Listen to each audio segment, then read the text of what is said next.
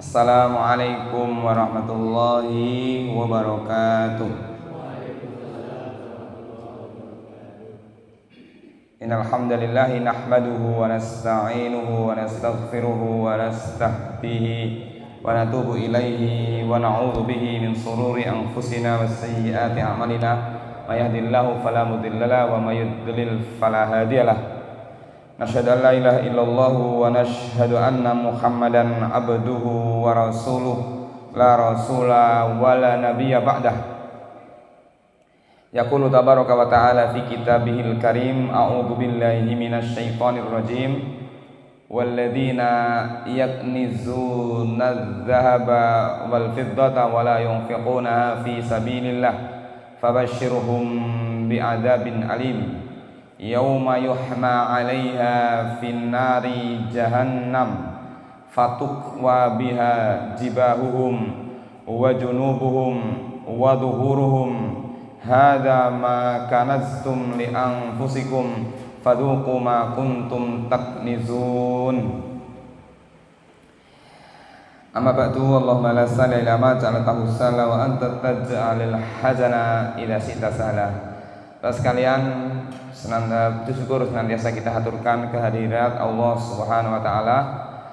Pada malam hari ini kita masih diberikan keistiqomahan untuk hadir di majelis ilmu ya, sejak sore Pak. Sejak sore saat dari maghrib. Nah, ini pun capek-capeknya nih. Tapi masih semangat, alhamdulillah.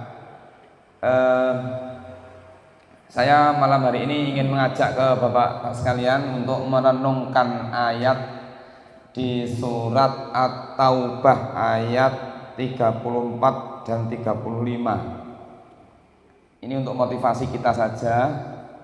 Ya, nanti kita ambilkan beberapa keterangan yang ada kaitannya dengan itu dari tulisan Al-Fawaid karangan Imam Ibnul Qayyim Al-Jauziyah. Al-Fawaid. Baik, saya awali dari ayat 34. Ya ayyuhalladzina amanu inna katsiran minal ahbari wa ruhbani la yaquluna amwalan nasi bil batil wa yasudduna an sabilillah. Hai orang-orang yang beriman, sesungguhnya sebagian besar orang-orang alim dari orang Yahudi, ya, para ulamanya, rahib-rahib, para ahli ibadahnya, orang-orang Nasrani, benar-benar memakan harta dengan cara yang batil, dan mereka menghalangi manusia dari jalan Allah. Walladzina yaknizuna adh-dhahaba wal fiddata wa la yunfiqunaha fi sabilillah fabashshirhum bi'adzabin alim. Dan orang-orang yang menyimpan emas dan perak dan tidak menafkahkannya di jalan Allah, maka beritahukanlah kepada mereka bahwa mereka akan mendapatkan siksa yang pedih.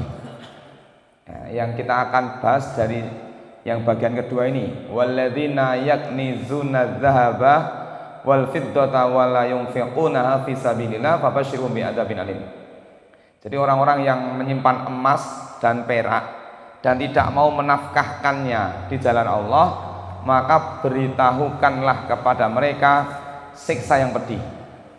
Bentuk siksaannya dijelaskan di ayat 35. Seperti apa? Yauma yuhma 'alaiha fi nari jahannam, yaitu pada hari itu dipanaskanlah emas dan perak itu dalam neraka jahanam. Ya, jadi emas dan perak yang disimpan, yang tidak disedekahkan, ya, itu nanti dibakar di neraka jahanam. Lalu dengan emas dan perak yang tidak disedekahkan tadi dijadikan alat setrika. Jadi fatuk wabiha jibahuhum wa junubuhum. Jadi disetrika punggungnya, lambungnya dan dahi mereka. Jadi batoe napa meneh mawon? Wetenge, lambunge kalih gegere niku setrika ngangge emas dan perak yang tidak disedekahkan tadi. Kemudian dikatakan kepada mereka, inilah harta bendamu yang kamu simpan untuk dirimu sendiri, maka rasakan sekarang akibat dari simpanan itu. Dados ayat ini turun, ketika turun di Madinah itu para sahabat kemudian berbondong-bondong mendatangi Rasulullah SAW untuk menyerahkan emas dan perak. Saking wedine, saking napa Pak? Saking takutnya mungkin emas dan perak itu udah disetrika ten neraka. Gitu. Dibawalah emas dan perak yang ada di rumah mereka itu diserahkan kepada Rasulullah. Ya Rasulullah, niki lho diserahke kabeh. Nah, maka Rasulullah SAW kemudian menjawab bahwa sesungguhnya yang dimaksud ayat ini bukan seperti itu. Bukan berarti kita nggak boleh punya emas, nggak boleh punya perak disimpan, bukan. Tapi di masing-masing harta itu punya kewajiban untuk mengeluarkan zakatnya. Akhirnya dari situlah muncul syariat zakat. Tapi saya tidak akan membahas dari sisi zakat, tapi dari sisi mengeluarkan harta benda yang kita miliki, kita sedekahkan, Pak. Dados nek cara kula bahasake ngoten. Orang ada di antara kaum muslimin saudara-saudara kita, mungkin juga kita gitu. Ketika ada dihasut, dimotivasi untuk bersedekah niku awal. Nek cara pengamen niku etok-etok ra krungu. Dadi nek jenengan nate minta ana to, nitih bis nggih. Enten pengamen. Wong sugih ndak turu.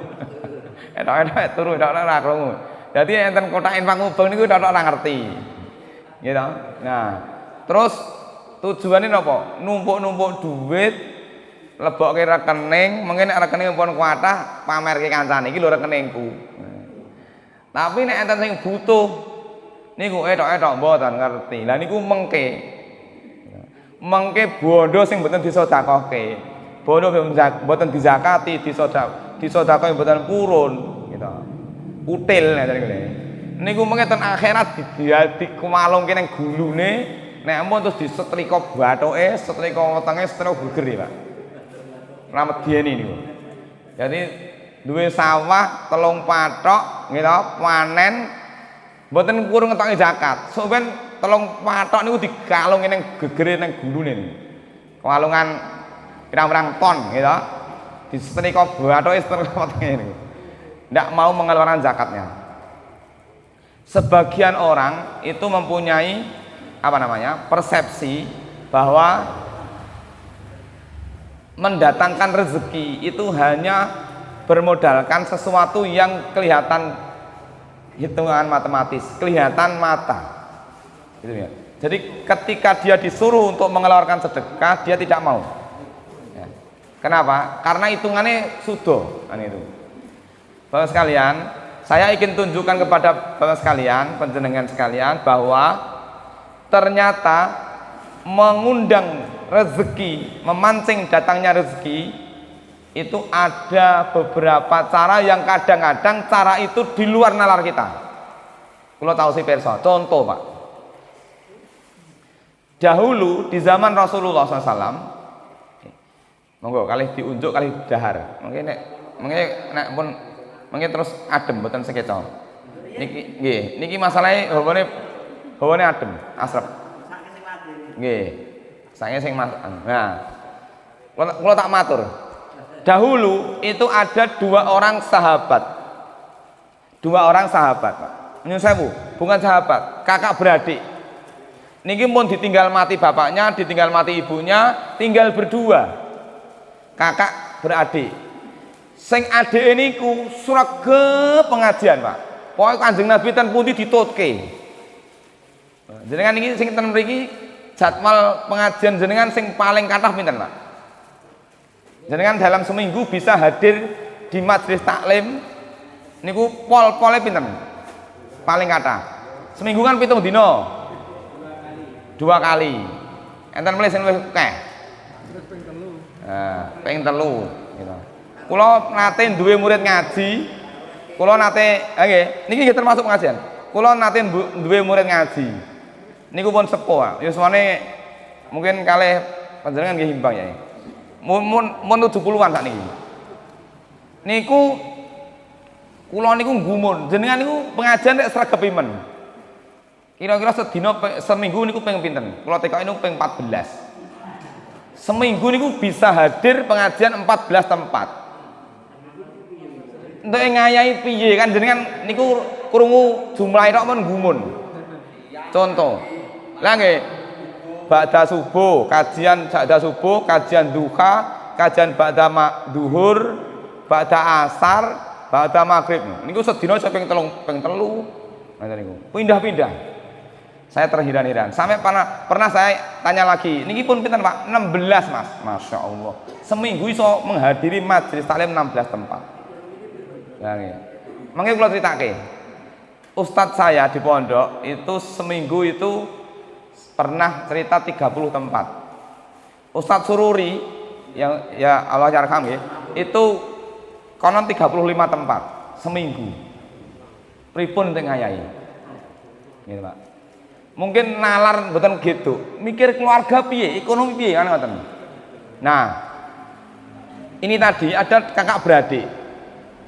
Yang kakaknya niki nyambut damel. Sing adik iso ning nggur pengajian ae. Suwe-suwe masih judeg sowan kalih Kanjeng Nabi. Nek cara Jawane sowan Kanjeng Nabi niki kula jawake. Kanjeng Nabi iki pripun iki urusane? Mosok kula kon golek dhuwit terus adik kula niku wonten nggur melu pengajian terus. Nah, niku pripun iki? Maka Rasulullah SAW tersenyum dan beliau kemudian bersabda. Kalimatnya sederhana, tapi kalimat inilah yang kemudian jadi motivasi kita. Apa kalimatnya? La'allaka turzaku bihi. Kalimatnya gitu. La'allaka turzaku bihi. Jenengan nyambut gawe sregep diparingi rezeki. Adik jenengan isi ngaji. Jadi hasil jenengan nggo ngopeni adik. Taulah bahwa kamu diberikan rizki oleh Allah SWT, diberikan kelimpahan rizki itu gara-gara kamu membiayai adikmu untuk belajar. Dados Pak, menawi panjenengan sak menika kagungan putra, kagungan wayah, sekolah, bayar SPP. Bayar SPP ini jenengan niku dadi pancingan rezeki, Pak. Ampun ngeluh, Pak. Duh, SPP meh. Ampun, dinikmati mawon. Gara-gara bayar SPP jenengan diparingi rezeki. Ngono lho. Putrane kondur ajeng Bapak niki ajeng kursus melehi TPA ya ora apa-apa. Ayo mangkat le sangoni. Dengan sarana itu panjenengan akan dimudahkan rezekinya. Jangan kemudian berpikir wah iki ragat meneh. Ampun. Wah ajeng sekolah ten SKI niki mengke infak sukarela. Iya tambahi ngoten. Bukan jangan sampai. Kenapa? Membiayai orang yang menuntut ilmu itu menjadi jalan rezeki. Jadi sebab datangnya rezeki. Ya, apa? Pancingan. Nah, gitu. Jadi jangan sampai. Makanya ada teman saya, kakak kelas saya, temannya Ustaz Nur Salim.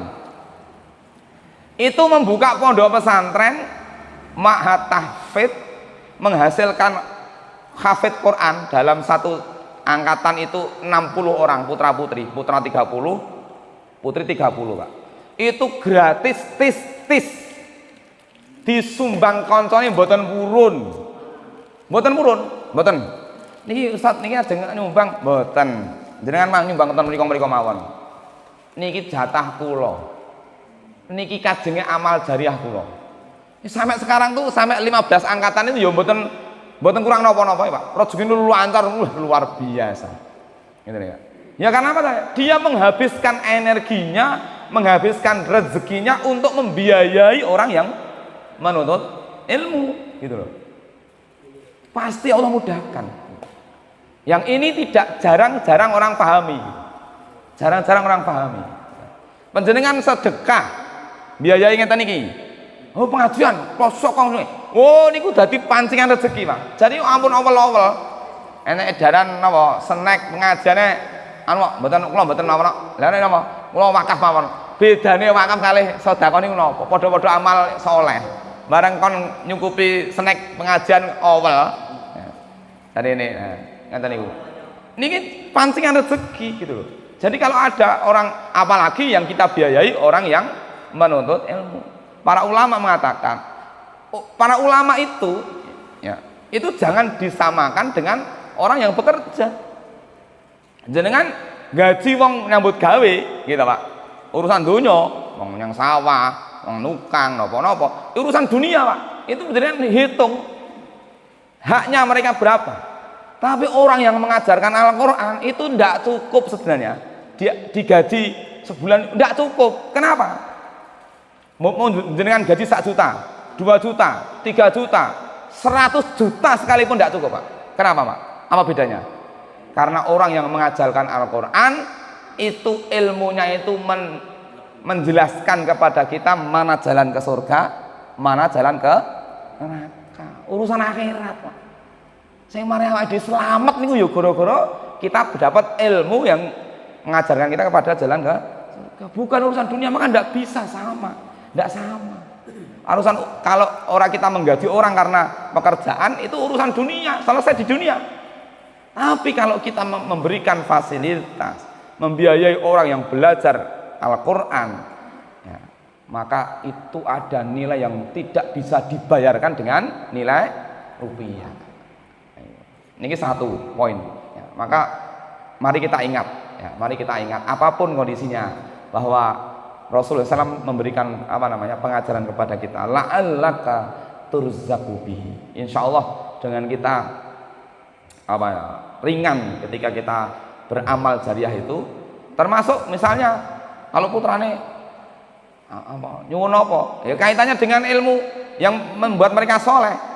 Itu meskipun naudzubillah min dzalik, semoga tidak napa wis dicukupi dipondokke dilalah rada beling ngomong oh niku ten akhirat niku jenengan kon lepas tangan kok umpama ten akhirat niki enten apa lho Gusti niki kula pun sekolahke pun kula leboke pondok pun kula ulang ngaji oh jate sing ndablek niku pun dadi udzur di hadapan Allah gitu. Jadi sesuatu yang menjadi hujah di hadapan Allah. Tapi kan insya Allah kan tidak ya. Karena apa? Karena di samping kita membiayai mereka, kita didungani. Ini yang pertama. Maka tidak perlu khawatir, karena itu bagian dari cara mendatangkan rezeki. Nah, kemudian yang kedua, Pak. Yang kedua, Imam Ibnu Qayyim al-Jauziyah menyebutkan gini. Ini kalimatnya saya nukil aja biar lebih jelas. Ini ada ungkapan dari Imam Ibnu Qayyim dalam kitab Al-Fawaid. Wa idza sadda 'alaika bi hikmatihi tariqan min turuqihi. Ya. Wa idza sadda 'alaika bi hikmatihi tariqan min turuqihi futihalaka bi rahmatihi tariqan anfa'ulaka minhu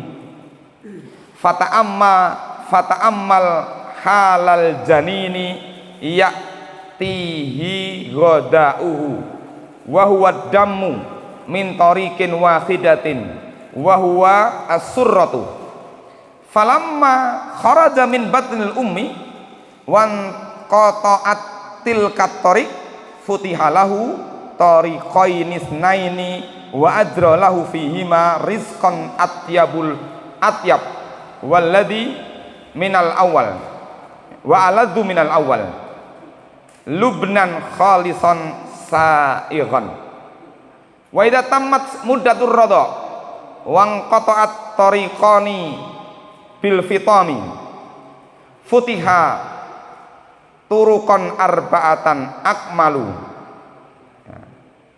minha ta'amani wa syarabani fat'amani minal hayawani wal nabati wa syarabani minal miyahi wal alban wa ma yudhafu ilaihima minal manafi wal malad Wa idza mata inqata'at anhu hadhihi turuq al-arba'ah lakinnahu subhanahu fataha lahu an kana sa'idan in kana sa'idan turuqan samaniyatan wa hiya abwabul jannah as-samaniyah yadkhulu min ayyuha syaa.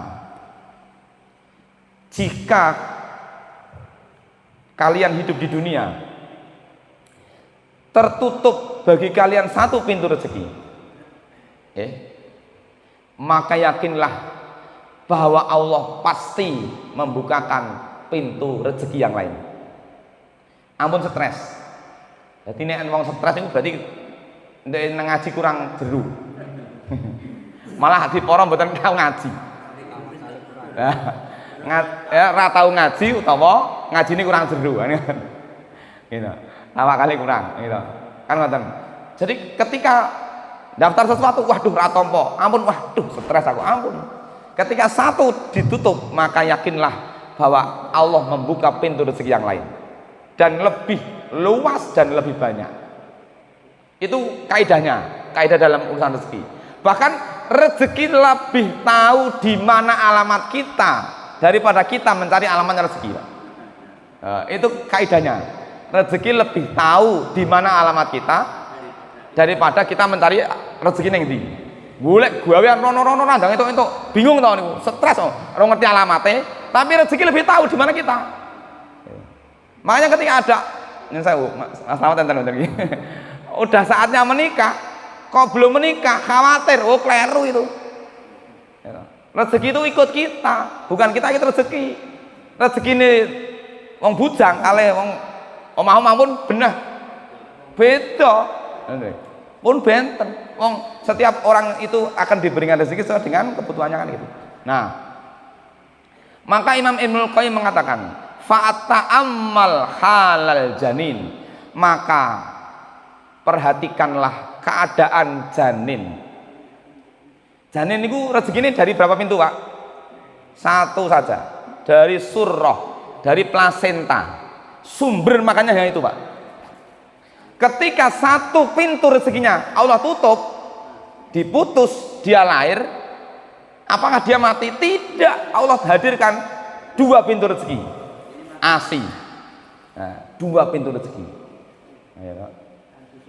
Ya, dua pintu rezeki. Kemudian ketika dia 2 tahun disape, dua pintu rezeki ditutup, gitu Pak, 2 tahun, Allah hadirkan 4 pintu rezeki. Napa niku? Makanan. Makanan itu dari air susu dan air, kan? Ada apa di sini tadi disebutkan air dan air susu. Kemudian minuman, makanan, minuman dari air susu dan air. Kemudian makanan dari mana? Dari makanan dari hewani dan dari nabati. Itu ada 4 pintu rezeki. Jadi ketika dia disapai 4, nah, ketika dia meninggal dunia, putuslah pintu rezeki yang 4 itu, tapi Allah hadirkan 8 pintu rezeki. Dia dipersilahkan untuk memilih 8 pintu surga di mana dia akan masuk.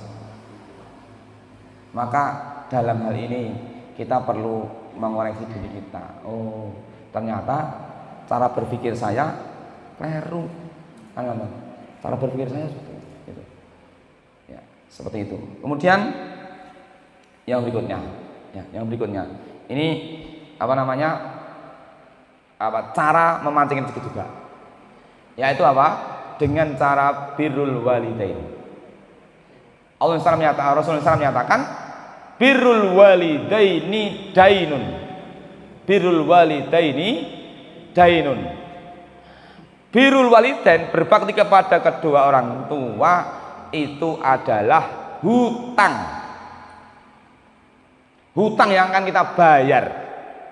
Semakin kita baik kepada kedua orang tua kita, Allah akan hadirkan anak-anak kita yang baik kepada kita.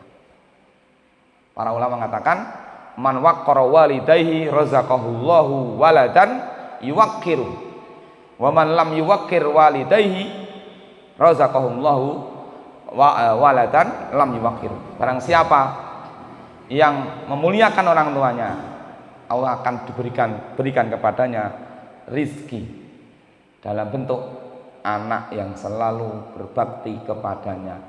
Tapi kalau ada orang yang tidak mau memuliakan orang tuanya, maka dia akan diberikan anak yang juga tidak memuliakan kedua orang tuanya. Kenapa? Al birrul walidain dainun. Berbakti kepada kedua orang tua itu hutang yang akan kita bayar. Makanya dulu pernah cerita kan, ada cerita di zaman dahulu disebutkan oleh para ulama dalam bab apa itu? Al jaza'u min jinsil amal. Al jaza'u min jinsil amal. Pahala itu sebanding dengan amal kebaikan. Ada seorang anak itu mengikat leher bapaknya, ditarik-tarik di jalan terus sambil dipecuti, menyiksa bapaknya dengan cara lehernya ditali kemudian dipukuli dengan rotan. Ayo maju pak, ayo maju pak. Kemudian sampailah si anak tadi sampai di sebuah tempat tanah lapang. Maka sang bapak kemudian mengatakan, bapaknya sudah tua renta, sudah putraku, sudah anakku. Kenapa? Karena dulu aku membawa bapak kakekmu juga sampai sini. Nah, jadi biyen nyatane bapak ini nyiksa bae ten mriku. Makanya ketika kita hari ini ya memuliakan orang, pasti di tempat lain kita akan dimuliakan oleh orang lain. Nek cara Jawane niku hukum karma. Tapi kalau dalam Islam namanya al jaza'u min jinsil amal. Kalau di dalam surat Ar-Rahman itu apa itu? Apa itu kalimatnya yang di surat Ar-Rahman itu? Bener sing kelingan. Hal jazaul ihsani illal ihsan. Bukankah kebaikan itu akan dibalas dengan kebaikan? Nih, maka sekalian ini hanya renungan buat kita. Bersama-sama kita akan mengembangkan SKI ini kepada yang lebih baik lagi. Semoga nanti program-program yang ke depan ya. Ternyata saya terinspirasi juga dari kisah kakak kelas saya tadi. Ternyata di tempat lain juga gitu. Wah, ternyata banyak orang-orang yang di luar itu memang ya Allah menciptakan para penghafal Al-Quran itu mereka berani menggratiskan. Ya mungkin kalau kita belum sampai levelnya belum itu, tetapi kita bagian yang bisa memberikan support semampu kita. Ya, mungkin mampunya bisa menyuarakan ke tempat lain, orang lain kita suarakan, kita perbantukan supaya semakin berkembang karena kita menyebabkan terwujudnya ilmu, apalagi ilmu Al-Quran, maka Allah akan memberikan kelancaran rezeki kita. Mungkin demikian yang bisa saya aturkan, hanya sifatnya motivasi saja bersama-sama. Semoga ini memberikan semangat kepada kita untuk meskipun hujan, meskipun apa, karena saya yakin panjenengan di rumah punya kegiatan.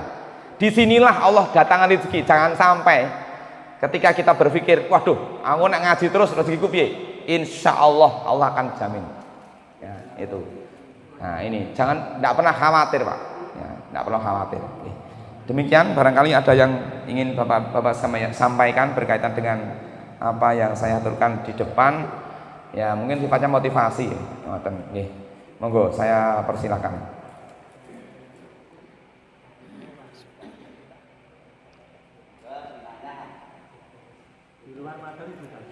Monggo pak. Nggih. Assalamualaikum warahmatullahi wabarakatuh. Waalaikumsalam. Pertanyaan saya di awal, saya akan mulai sedikit cerita. Ini yang berkaitan dengan diri saya. Barangkali bermanfaat ada agama yang tidak. Kalau yang tidak, ya sampaikan saja. Kira-kira tahun 78 saya pernah ngaji sama Ustaz dari Rangkuh Samrano. Oh, Rangkuh. Ini saya pada saat itu dinyatakan oleh Ustaz itu tidak lulus karena saat pakai hampir sebulan saya dinyatakan tidak lulus. Dan wanti-wanti Ustaz itu jangan sekali-kali kamu nanti jadi imam. Itu wajiban itu. Oh, dulu belajar Al-Quran. Ngaji baca kan ya. Nah, ternyata praktek di lapangan, kan saya tidak mimpi pengen jadi imam tidak. Tapi kenyataan di lapangan, mulai tahun 82 itu saya di kampung saya itu sudah bukan imam tapi imam juragan disuruh-suruh katanya jadi pada itu banyak. Karena menjenengan dianggap orang yang paling Ya, saya kurang tahu saudara. ya. Nah, akhirnya saya terpaksa sama. Kemudian setelah 83 saya juga agak sering untuk jadi imam itu mulai tahun 86 sampai hari ini tidak ada hari saya tidak jadi imam. Padahal saya sudah diwanti-wanti oleh seorang ustaz itu jangan sekali-kali kamu menjadi imam. Karena apa? Ternyata gigi saya dulu yang bawah, tapi alhamdulillah saya sudah lepas. Itu memang mendorong keluar dan ke dalam, sehingga kalau baca makhraj huruf itu banyak yang kurang benar. Nah, ternyata seperti itu. Nah, kemudian setelah saya masuk di kelompok ini, semua rahasia, semua kelemahan saya sudah sampaikan pada jamaah bahwa saya itu seorang yang belum pantas jadi imam, dan memang dilarang jadi imam. Tapi ternyata saya juga seperti itu, kenyataan di lapangan seperti itu. Dan kemudian nasib saya ini seperti apa, kemudian solusinya bagaimana. Mungkin saya mengundang dari luar di kampung saya belum mampu. Kemudian sikap saya yang kadang-kadang pernah enggak, memang saya itu jarak terlambat biar imam itu orang-orang biar gantian gitu maksud saya. Tapi ternyata menunggu belakang yang jadi imam itu menurut pengertian saya, kemampuan saya, ternyata salahnya lebih banyak daripada saya. Kesalahannya lebih banyak daripada jenengan. Itu bagaimana? Maka ada SD ini saya termasuk ideal sedikit. Pripun, Pak? Tahun 95 itu awal. Itu saya pernah mengikuti metode proaktif, tapi baru jilid 2 masuk jilid 3 ya usahanya sudah keburu meninggal. Pripun? Usahanya sudah keburu meninggal. Oh. Terus saya ada STI ya pokoknya saya alhamdulillah. Tapi Ustaz dan STI sabar, saya tidak pernah disalahkan. Hanya dibenarkan saja. Iya, dibenarkan maksud disalahkan. Bagaimana nasib saya nanti di akhirat nasib saya. Kemudian yang kedua solusinya seperti apa, dan juga sikap saya yang memang pernah saya jarak terlambat biar imam orang nanti banyak saja. Terima kasih. Assalamualaikum warahmatullahi wabarakatuh. Waalaikumsalam warahmatullahi wabarakatuh. Wah, luar biasa, Pak. Jadi apa ya, cerita pengalaman yang luar biasa ya, dari apa, kadang-kadang apa kalimat Ustadz itu menjadi apa ya, motivasi yang luar biasa. Dulu ada kisah, ada namanya seorang ulama besar bernama Ibnu Hajar Al-Asqalani. Ibnu Hajar ini kan kalau kita terjemahkan bapaknya batu. Ceritanya pripun kok iso nama kok Ibnu Hajar, anaknya batu. Itu ceritanya dulu yang sangat apa masyhur itu ya. Meskipun ada sebagian yang mempertanyakan, tapi ya, anggaplah itu apa tidak ada, karena ini penting, yang kita ambil adalah hikmahnya. Ibnu Hajar itu pernah mondok, Pak. Nek terus iki mondok lah. Mondok niku koncone pun munggah niku dhek nunggak. Nunggak terus tinggal meh nunggak meneh. Wah, judek lah akhirnya. Aku ki bodoh tenan to yo. Akhirnya dia disuruh pulang. Udahlah kamu pulang aja. Gak pati pinter lah, suruh pulang aja. Tak. Lah ya. Ya kayak mungkin jenengan malah dadi imam. Nah, wis pulang aja. Nah, itu. Lah, kan ngoten niku kan. Wah. Akhirnya Ibnu Hajar pulang. Pulang, kemudian di tengah perjalanan beliau tuh hujan, Pak, hujan. Ngiyup ten nggen gua. Lah enten gua niku enten banyu netes. Netese watu, Pak. Tes. Lah banyu gurung netes kaya ngono iso bolong. Lah iki mosok to? Mosok banyu air cuma netes bisa melubangi batu yang begitu kerasnya. Mosok saya nggak bisa. Saya pasti bisa. Nah akhirnya beliau itu kemudian setelah itu balik lagi ke tempat dia belajar. Ya, balik lagi ke belajar dengan semangat yang luar biasa. Akhirnya ngalahin konco-konco nih Pak. Konco-konco ditinggal semuanya. Sampai sekarang beliau jadi ulama besar, pengarang kitab Fathul Bari yang hari ini belum ada tandingnya. Ya, ada 15 jilid. Sarah Sahih Bukhari. Saya punya bukunya. Tapi dereng rampung macane, Pak. Lah sakmono kae sak menten iki. 15 jilid. Ya sak jilid sak menten iki. Nah, itu menjabarkan apa namanya? Hadis-hadis Bukhari itu dijabarkan satu persatu. Detail, Pak. Saya baca itu detail dari sanadnya ini. Rijalul hadisnya ini dijelaskan, si A ini begini, si B ini begini. Jadi bahas satu hadis itu berminggu-minggu nggak selesai. Kenapa? Karena dikuaci per jalur sanad itu satu-satu terus baru masuk matan. Itu panjang sekali. Itu luar biasa. Makanya para ulama mengatakan umat Islam berhutang besar kepada Imam Ibnu Hajar karena tidak ada ulama yang mampu mengarang kitab sefenomenal Fathul Bari. Sampai seperti itu. Nah, ini patut kita contoh, Pak. Ya, bapak-bapak yang rawuh di sini sudah sepuh-sepuh, semangat. Ingat saja, ketika hujan, semakin sulit kita menempuh ilmu jalannya, semakin besar nilai pahalanya, Pak. Tambah terus, tambah semangat. Ngoten. Ganjarane tambah gede. Ampun wah, oyak no. Gitu. Tambah rekoso, tambah semangat. Karena semakin sulit maka pahalanya semakin besar.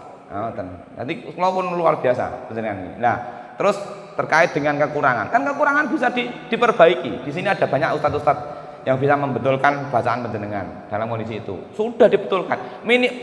Minimal yang paling pokok ini bacaan Fatihah ini, Pak. Karena Fatihah itu rukunnya sholat. Nah, nek cara macane Fatihah kleru, aduh repot. Niku paling pokok niku. Maka saya nyuwun kula ustaz-ustaz yang rawuh ini, ya bapak-bapak ini meskipun di sini jadi santri, tapi beliau-beliau kondur di tempatnya itu pun jadi tokoh. Gigrek no, mulai no, SKI, gigrek ngono lho. Jadi harus dibetulkan Fatihahnya. Fatihahnya harus betul karena menjadi rukun. Nanti nek mboten betul, repot nanti. Rukun salat kok. Bacaan yang lain kan sunnah, ya, bacaan ayat yang lain sunnah. Ini makanya yang paling pokok itu tadi, monggo nanti. Nah, bahwa kemudian penjenengan masih ada merasa besar, itu sudah bagian dari usaha. Ya. Allah SWT sudah memberikan sarana kepada penjenengan, sudah memberikan semangat, itu jempol luar biasa. Bahwa di sana ada kekurangan, yang Allah nilai itu usahanya. Jadi ampun minder. Mosok aku sak jeke ra dadi imam lah, tak kaya ngopo. Sak jeke, jangan sekali-kali aku dadi imam walah. Kula nek ya umpama salah ya salah ning terus divonis ngoten niku kan ya sadis sekali. Bahwa sing kleru ten pundi. Ya. Ustaz-ustaznya dikonsultasi banyak. Niki salahnya saya di mana kok sampai statementnya sebegitu luar biasa. Kan ngoten. Nggih, insyaallah saya. Nggih, ngoten. Nggih. Waalaikumsalam. Dua yang pertama sifatnya dukungan, yang kedua pertanyaan. Oh, nggih. Yang pertama itu dukungan. Bahwa keberadaan di masjid mewah ini mendapat sawah ini. Ternyata ketika SPI itu ribut, itu jamaahnya itu dihitung dengan jari.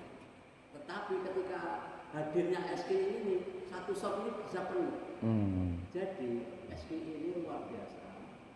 Jadi dengan adanya SPI itu makmur, masjid ini menjadi makmur dan subur. Ternyata ketika SPI nggak ada, ya nggak ada makmur. Nah itu seperti itu. Apalagi nanti kalau Mahat Alinya sudah mulai ya Pak ya.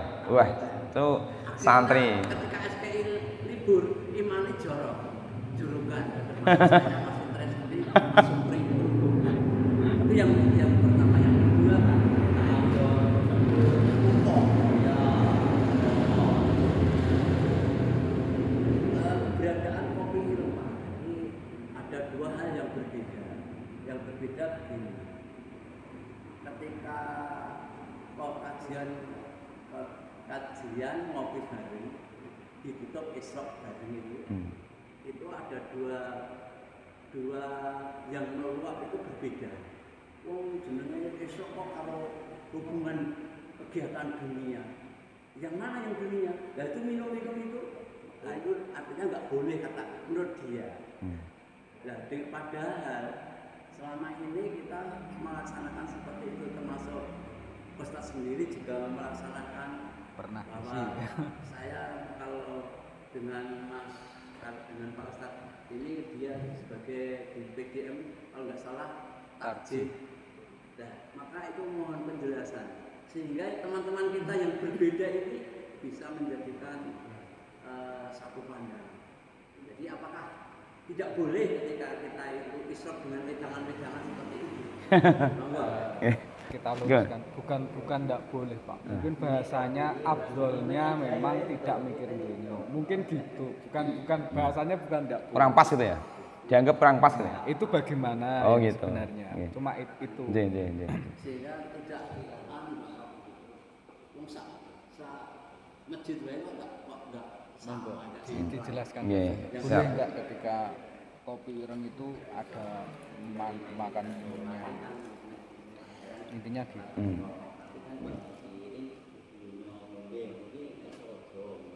Biar ustadznya yang menjelaskan. Itu yang pertama tadi kan sudah luar biasa ya. Jadi begini ya Pak ya. Kita ini hidup di zaman penuh fitnah. Ngajak orang untuk datang ke tempat yang baik itu kalah suara dengan ngajak orang ke tempat yang batil. Jadi ngajak ke tempat yang baik itu ya butuh sarana.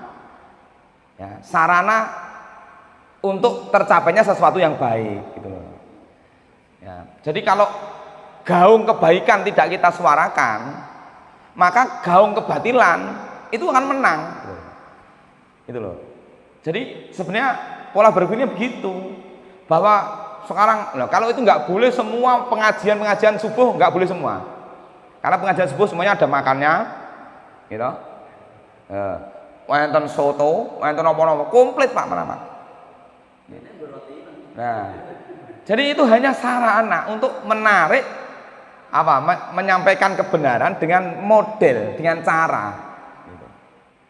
Jadi perlu dipilah mana yang tinjauan ibadah ansih dan mana tinjauan yang sisi fikih dakwah. Jadi ibadah itu tidak bisa sekedar ditinjau dari sisi ibadah saja. Contoh gini Pak, contoh begini, kalau ada pertanyaan sholat niku kira-kira nganggo baju dari apa itu pusar sampai lutut niki sah ta Pak? Saya ingin dengan ajeng salat ngenten niku. Tak tanglet niku lho. Itu tujuan fikihnya sah lho Pak. Sah. Jenengan sarungan tok ya, dodo tutup sarung teko kene tutup. Ndak mang salat nang masjid. Mboten napa-napa. Itu sah Pak. Ngopo ndadak nganggo kupluk, ndadak nganggo baju koko sing apik, ndadak nganggo jubah. Kan gitu. Jadi tidak selesai ibadah sekedar tinjauan dari ibadah, tapi juga membawa misi fikih dakwahnya gitu. Nah sekarang itu zamannya sudah begitu. Kalau kita tidak kreatif menciptakan suasana kebaikan, maka kita akan kalah dengan kreativitas kebatilan yang semakin kreatif gitu.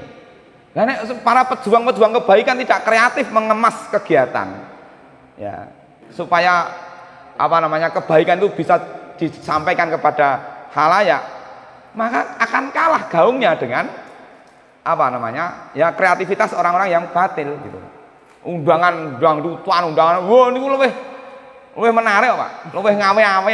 Lah Ayo monggo Pak, salat subuh jamaah. Lah wong sakniki niku diiming-imingi dunia dan seisinya. Lah mboten teko. Bareng dikai undangan subuh jamaah, hadiah umroh. Wah, jam 3 wis teko. Itu karakter masyarakat kita. Dalam batas tertentu boleh memotivasi, itu boleh. Ada yang nyalahkan, wah itu berarti ngajari orang ikhlas. Ya nanti dijelaskan bahwa itu apa? Stimulan saja, dijelaskan bukan kemudian lah orang ngono terus jamaah. Ini kan hanya pancingan pertama, keduanya kan jelaskan itu. Bukan kemudian ngajari sing wah, berarti ku anu nang masjid itu golek kopi. Golek loh. Lah kalau cara berpikirnya begitu yo enggak berkembang. Jadi kan rasa sinau medsos.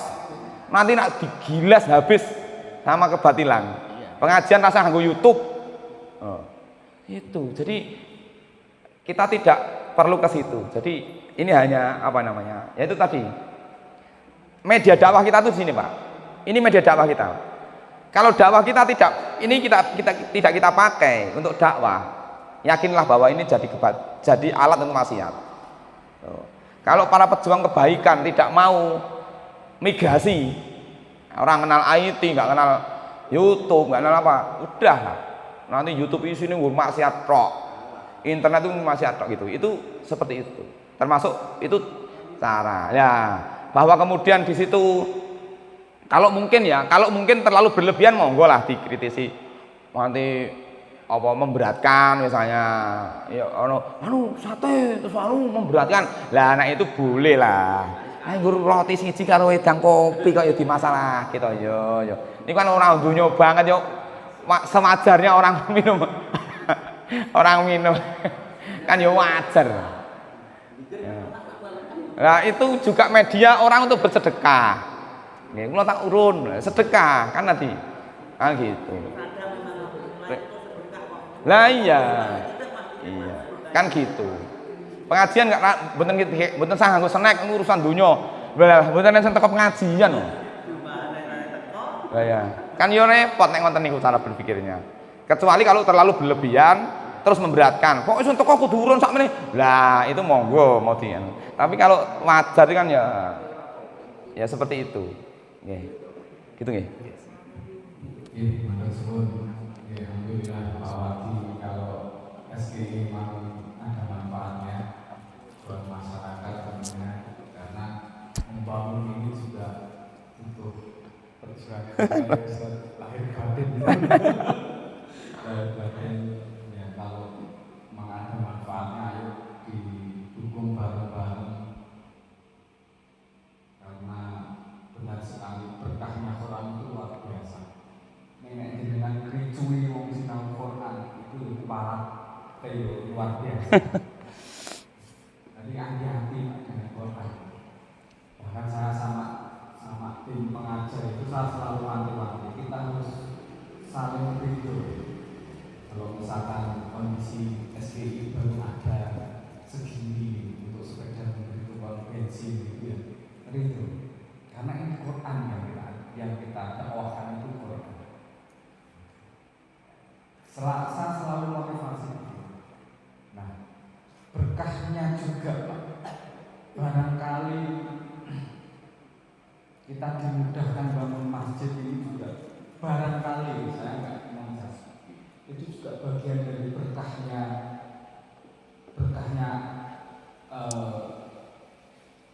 teman-teman belajar. Dan berkah yang banyak sekali juga yang mungkin bisa saya rasakan. Ustadz nasional yang menurut saya itu saya gak dwelling tiba-tiba WA. Kemudian pas kesini gitu, yang besok Syekh Anas Jabir itu, yang timnya kesini itu saya tanya, jenengan di nomor itu sekian pundi Mbak? Lu yang boten kertas, kalau dididoi, nek jatahnya kan sragen 1. Nek sragen di sana, tempat sana. Dia browsing. Akhirnya ketemu nomor saya. Gimana sakit Pak? Siap enggak? Ini kita tetapkan di grup. Tapi pikir-pikir sekelas Syekh Anas Jabir tidak nanggung akomodasi, tidak nanggung free, kok ora diambil mubadir. Sama Ustadz Restu. Ustadz Restu itu alumni Rocky kan? Nggak tahu tahun berapa. Iya, alumni Rocky. Pengisi TPI ya? Alumni MNC TPI. UMS Pondok Sogong juga. Beliau yang nanti jadi hostnya Ustadz apa? Nah, itu Ustadz nasional semua itu. Ustadz nasional semua. TV nasional ya. Nah, monggo kalau mau berkontribusi ya, karena tadi luar biasa. Kita sedang open donasi untuk konsumsi pada acara itu. Kalau mau ikut seberapapun monggo, insya Allah tadi sudah dijelaskan. Hikmah berkahnya luar biasa. Terus kemarin Pak itu ada yang WA lagi.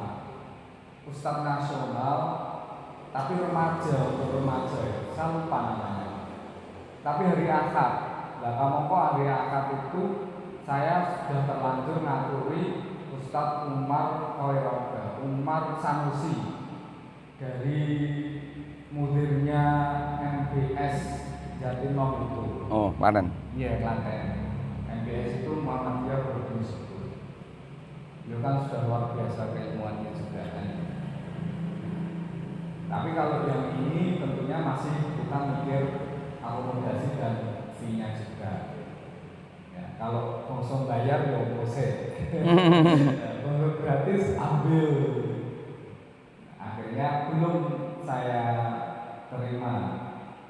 Monggo nanti dari jajaran takmir mau diambil itu nasional, cuma memang untuk remaja. Pas misi di Sragen di Al-Falah jam 10 kalau di Al-Falah. Jadi kalau mau pakai pagi atau sore itu masih bisa. Roadshow ya? Kayaknya juga iya. Iya. Kayaknya juga iya. Ada EO-nya yang merodshokan.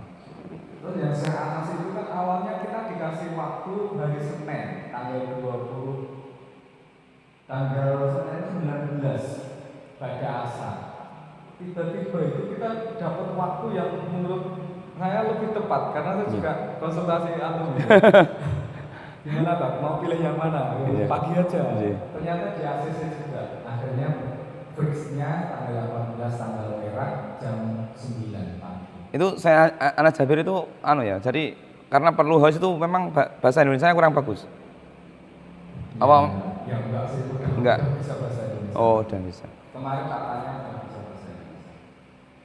Ya karena hostnya memang paketan. Paket. Itu PO Ustadz nasional terus. Ramadan juga ada. Jadi nanti di sini nanti berhasil, ya insya Allah kita bisa bagian terus. Saya insya Allah dikabari. Tapi nanti kalau ada lagi kita kabari lagi. Bapak sekalian, sekali lagi mari jika SPI itu ada manfaatnya, ayo kita dukung bareng-bareng. Yang paling update program kita Mahat Ali ya Ustaz. Nah, ini Ustaz Taufik termasuk pemikirnya. Ya, luar biasa juga beliau ketika rapat itu baru dari Wonogiri langsung meluncur ke rumahnya Ustaz Nur Salim. Ya Allah, luar biasa. Nah, itu Bapak sekalian, Mahat Ali kita sudah di atas 10 Ustaz. Oh, nggih. Kuota kita hanya 17. Tapi pendaftar banyak tidak apa-apa. Yang kemarin ya kan ini udah daftar. Dari Risma Al-Fatah. Iya. Baru tanya. Oh, baru tanya. Baru tanya. Dari jamaah pun beberapa yang daftar. Oh, nggih. Nomornya dari mana? Dari Ustaz Taufik. Oh, nggih. Ustaz Taufik. Dua kan? Ya, monggo Pak, nanti kita sebenarnya sudah kita siapkan pamflet yang hard copy. Nanti minta bantuannya yang mau ambil bagian mensiarkan dakwah Quran boleh dibantu ditempel di masjid atau di tempat-tempat strategis. Itu adalah bagian dari bentuk dukungan terhadap kita. Monggo kita akhiri dengan doa kifaratul majelis bersama. Subhanallah wa bihamdika asyhadu Terima kasih. Assalamualaikum warahmatullahi wabarakatuh.